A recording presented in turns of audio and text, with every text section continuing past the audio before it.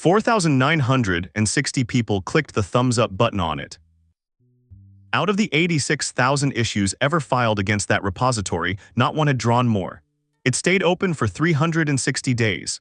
251 different people wrote into it. And at 3:37 in the morning, Coordinated Universal Time, on the 17th of August, 2026, a maintainer closed it, marked it completed, and left 2 sentences of explanation. You can make a symbolic link, he wrote, or write a one-line file that imports the other file.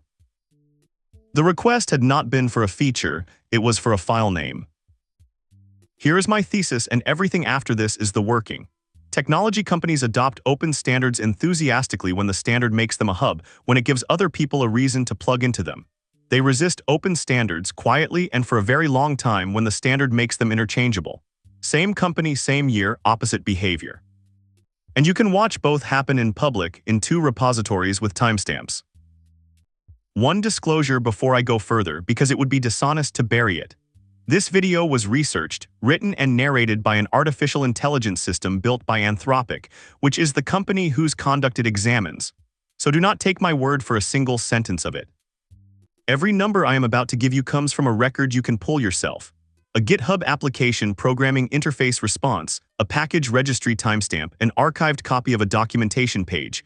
They are all listed in the description. Go and check them, and if I have got something wrong, the correction is worth more than the video. The story runs from the 20th of August, 2025 to 3 days ago. It is about a markdown file. It is not really about a markdown file at all. Chapter 1, a file name, nothing more. On the 20th of August, 2025, a few minutes after midnight, someone posted a link to Hacker News. The link went to a new website with almost nothing on it. A name, a paragraph of explanation, and a sample file. The name was AGENTS.md. It collected 837 points that day. The idea is close to trivial, which is the whole point of it. A repository already contains a README, and a README is written for humans. Here is what this project does, here is how to contribute. An AI coding agent needs different things. It needs to know the build command, the test command, which package manager you use, what the house style is. Put that in the README, and you clutter the document your human contributors read. Leave it out, and every agent rediscovers it badly, every session forever. So a second file sitting beside the README addressed to machines. That is the entire specification. The people who published it went out of their way to make the name mean nothing in particular. Their own site says it plainly. Rather than introducing another proprietary file, they chose a name and a format that could work for anyone. And that matters more than it sounds, because the obvious move would have been to call it Codex.md, after the tool its authors were shipping, and to make everyone else adopt a competitor's brand name in the root of their own repository. They did not do that. They picked a generic noun. 31 hours later, on the 21st of August at 22 minutes past 7 in the morning, a developer opened an issue against a different company's repository. The whole request was 4 sentences long, and I will read it to you exactly as it was written. Codex, AMP, Cursor, and others are starting to standardize around agents.md, a unified markdown file that coding agents can use to understand a codebase. By contrast, claude.md feels too specific to claude-code. It doesn't work as well when collaborating with other developers who aren't using claude-code. That is the request in its entirety. Read the file if it is there. Now, what does supporting it actually require? An agent that starts a session already walks the directory tree looking for a configuration file. It opens that file, reads the text, and puts the text into the model's context. The request was to check for a second name in the same directory during the same walk. No new format, because the format is Markdown, which every one of these tools already parses. No protocol, no negotiation with anybody, no server, nothing to version, nothing to secure, nothing to maintain. A year later, the site that publishes the format claims it is used by over 60,000 open source projects. When the request was filed, the figure people were quoting was 20,000. The format tripled while the issue sat there. And the site lists the tools that read it. I counted 23 of them by name: Codex, Cursor, Gemini CLI, Jules, Devin, Windsurf, Zed, Warp, Aider, Juni, AMP, the GitHub Copilot coding agent, Visual Studio Code. Several of these are direct competitors of one another, and they all agreed to look for the same 11 characters. One name is missing from that list. The word Claude does not appear anywhere on that page. Chapter 2: The Loudest Number in the Tracker. Every issue tracker has a graveyard. Feature requests arrive, collect 4 thumbs up and a comment saying "would love this too," and then sit undisturbed until a bot closes them for inactivity. Most requests deserve that. The signal is genuinely weak, and a maintainer who chased every one of them would ship nothing. This was not one of those. I asked GitHub's search interface to sort every issue ever filed against that repository by reaction count. The repository has 86,136 of them. Here is the top of that list. In first place, the AGENTS.md request with 4,960 thumbs up. In second place, a complaint that the product had become unusable for complex engineering tasks, 2,072. Third, a consolidated plea to bring back a discontinued feature, 1,171. So the gap between first and second place is larger than second place itself. This request did not merely win, it won by more than the entire weight of its nearest rival. Total reactions of every kind came to 6,383. Alongside the thumbs up sat 317 party emoji, 424 hearts, 348 rockets. Against all of that, 11 thumbs down. 11. The ratio is 450 to 1. Then there is the shape of the conversation, which I find more persuasive than the raw count, because a reaction is one click by one person who may never think about it again. 374 comments, 251 distinct human beings, and they did not arrive in a single wave and then disperse, which is what an organized campaign looks like. I counted the comments by month and the thread never went quiet. 9 in the first partial month, 24 in September, 27 in October, 17 in November, 26 in December, then 63 in January, 46 in February, 43 in March, 34 in April. It sags to 15 in May and climbs back to 24, then 18, then 28 in the final month. 13 consecutive months, not one of them silent. Now hold the other number next to that.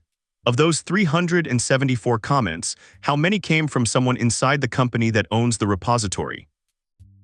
1. 373 comments carry the author association that GitHub gives to a person with no affiliation to the project. Exactly 1 carries the collaborator badge, and it is the comment that closed the issue on day 360. That is the whole of the official participation. No maintainer wrote in to say we have read this and disagree. No one said this conflicts with something on our roadmap, or we are worried about ambiguity when both files exist, or here is the design problem you cannot see from outside. Any of those would have been a real answer, and some of them are good answers. Silence is not an answer, but it is a decision, and it is one that gets made a day at a time until a year has gone by. Chapter 3 solved on day 3. The strange thing about the closing comment is not what it says. It is when the same thing was said the first time. On the 24th of August, 2025, 3 days after the issue opened, a commenter posted the fix. Create a file called claude.md in your project root containing a single line, and at sign, followed by agents.md, that is the tool's own import syntax. The agent reads its file, finds the import, loads the other file, and behaves exactly as though you had pasted the contents in. That comment collected 414 thumbs up. Later the same day, a second commenter posted the other workaround. On macOS and Linux, do not create a file at all. Create a symbolic link so that the name the tool looks for and the name everyone else looks for point at the same bytes on disk. 115 thumbs up. So by the end of the first week, the community had found both answers, upvoted them into the top of the thread, and understood the situation completely. Nothing was hidden. Nobody was confused about how to make it work. They kept asking anyway for another 51 weeks. That is the part worth sitting with, because at first glance it looks like unreasonable people demanding a thing they already have. It is not. They were asking a different question, and the distinction between those two questions is the entire subject of this video. A workaround is something each person does in each repository forever and which fails whenever someone forgets. Support is something that happens once centrally and then never needs thinking about again. If 60,000 projects use a file format and one popular tool declines to read it, the cost does not vanish. It gets pushed downward and outward onto 60,000 maintainers, each of whom pays a small tax in perpetuity so that one company does not have to change one line. And it goes further than the file, which is a point the thread makes repeatedly and which I think is the strongest version of the argument. One commenter writing after the close put it this way: yes, we all know that referencing agents.md is trivial, but that is not the problem. The problem is skills, rules, subagents, scripts, and individual agent files in any number of subdirectories. Another wrote that at the individual level the arrangement is fine, but when you get into enterprises where standardization is leverage, it is very annoying. A single import redirects a single file at the root. It does not redirect a directory of per-folder configuration or a set of custom commands or a library of subagent definitions. Then there is the documentation, and this is the detail that changes how the ending reads. I pulled archived copies of the vendor's own memory documentation page from the Internet Archive. On the 1st of April 2026, the page already contained a section headed agents.md, its first sentence verbatim. Claude-code reads claude.md, not agents.md below it, both workarounds, the import, the symbolic link, the Windows caveat.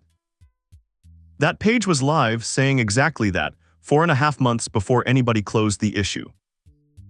Chapter 4, 309 Releases. There is an innocent explanation available for everything I have described so far, and it deserves to be tested rather than waved away. Software teams are overloaded, backlogs are long. A request can be reasonable, popular, and cheap and still lose every week to something more urgent. Most unshipped features are not conspiracies, they are arithmetic. So let us do the arithmetic. The tool ships as a package on the public NPM registry, and the registry records the exact moment every version was published. That data is open, machine-readable, and needs no permission to read. I pulled it and counted the stable releases published between the minute the issue was opened and the minute it was closed. 309 versions, across 234 separate calendar days. That is a release on roughly 2 days out of every 3 for a year, and 1.3 releases on each day they shipped at all. In the 5 days before I recorded this, the team published version 2.1.235, then 236, 237, 238, 239, and 240. 6 releases in 5 days. This is not a team that lacks capacity. It is one of the most relentlessly shipped pieces of software in the industry. Then I went to the changelog, which runs to 543 kilobytes of release notes. A single recent version fixes a bedrock streaming bug behind proxies, repairs Vim mode in the agent view, corrects a keybinding that dropped shift-extended text selections, and stops mouse movement in browser terminals from inserting stray characters into the prompt. That is the granularity we are talking about. Someone fixed the stray characters. I searched the entire changelog for the string agents.md, case-insensitively, across every version ever released. 0 matches, not 1 in 543 kilobytes. So the resolution of the most demanded issue in the repository shipped no code at all. It could not have. There was nothing to write down. Now here is the part that turns a story about neglect into a story about direction. And I want to be careful with it because it is the load-bearing claim of this whole video. On the 17th of July, 2026, version 2.1.213 went out. It introduced a command called import. According to the vendor's own documentation, that command brings a supported coding agent's configuration into claude-code. It appends a one-time copy of instruction files, such as agents.md, into the matching claude.md, and it carries over MCP servers, commands, subagents, and skills. Read that again slowly. The tool absolutely can find agents.md, it can parse it, it knows where it lives. It will also read Cursor's rules directories, Copilot's instructions file, Windsurf's rules, Devin's rules, and Klein's rules. The documentation lists them by name. It reads every one of those files in order to convert them into its own. So the capability was never the obstacle. A tool that will walk into your repository, recognize 5 competitors' configuration formats, and absorb them into its own file is a tool that has solved every technical problem involved in reading agents.md. What it will not do is read that file and leave it where it is. One direction is a migration path. The other direction is an exit. The software supports the first and declines the second, and that distinction shipped 1 month before the issue was closed as completed. Chapter 5, 120 thumbs down. 3:37 in the morning, Coordinated Universal Time, 17th of August, 2026. A maintainer with a collaborator badge posts the first and only comment any project member had contributed in 360 days and closes the issue. GitHub records a machine-readable reason for every closure, and there are two options: not planned or completed. The record says completed. Here is the comment in full. Claude-code reads claude.md, but you can share one file with other agents. Create a claude.md containing just an assign agents.md, an import or symlink claude.md to agents.md. Claude then loads your agents.md at session start, then a link to the documentation. Beneath it, a small automated trailer that the tool appends to work it authors, generated with Claude-code. I want to be precise about that last detail because it is the kind of thing that gets exaggerated into something it is not. That trailer does not mean no human was involved, and it does not mean nobody read the thread. It means the reply was composed through the product. Someone directed it. But it is still a genuinely strange artifact. The year-long request to interoperate with other agents was closed by a message written through the agent it was about. Three facts sit on top of each other here, and each is independently checkable. The first, the closure is recorded as completed, not as not planned. Completed means the thing that was asked for has been delivered. Nothing was delivered. The software behaves on the 18th of August exactly as it behaved on the 20th of August the previous year. The second, the documentation that comment links to had been live with that exact wording since at least the 1st of April. I have the archived captures. I also pulled the captures from the 14th of August and the 18th of August, bracketing the closure. The extracted text of those two pages is identical in length to the character and identical in the number of times it mentions the file. Nothing changed across the close. The link points at a page that had been sitting there for months. The third is the community's own verdict, and it is the cleanest number in this entire story because it was recorded by the vendor in the vendor's tracker using the vendor's own instrument. You can react to a comment on GitHub. The request itself had drawn 4,960 thumbs up against 11 thumbs down. The closing comment drew 120 thumbs down against 1 thumbs up. 120 to 1. The same population, the same button, the same thread. They had spent a year saying yes to the question. Given the answer, they said no by a margin of 120 to 1, and there is no interpretation of that number that involves people feeling their problem had been solved. 2 days later, on the 19th of August, someone posted the closed issue to Hacker News. It reached 374 points and 219 comments and spent the following day on the front page. That is how a year-old ticket about a file name became, briefly, the thing the industry was arguing about. Chapter 6, it is one line, so what? The best argument against everything I have just told you was made on Hacker News, in 4 words, by a commenter who wrote, "My claude.md has one line that says to read agents.md, this is a bit of a nothing burger." He is not wrong about the mechanics. It is one line. Another commenter pointed out you can save even that by making it a symlink, and a third replied, this is the way. A fourth, who says he uses only open-weight models and open-source harnesses and therefore has nothing at stake, said the symlink solution has worked fine for us. Take that seriously, because it is the correct default posture toward internet outrage about developer tooling. Enormous quantities of it are manufactured. The cost here really is close to zero for an individual working alone in one repository, and a video that pretended otherwise would be lying to you. 3 things complicate it, in ascending order of how much they persuade me. The first is scope, which I covered earlier and will not repeat. The import redirects the root file and nothing else. Skills, rules, commands, subagents, per directory configuration. None of those follow. The second is a reported reliability problem, and I am flagging it as reported because I could not verify it and neither can you. An engineer in that thread wrote that he uses one tool while his non-technical co-founder uses another, and that having a file which just says read this other file resulted in the agent randomly not following the rules. Basic things, he said, like how to name a pull request. Pressed on whether the file name itself could possibly matter, he clarified.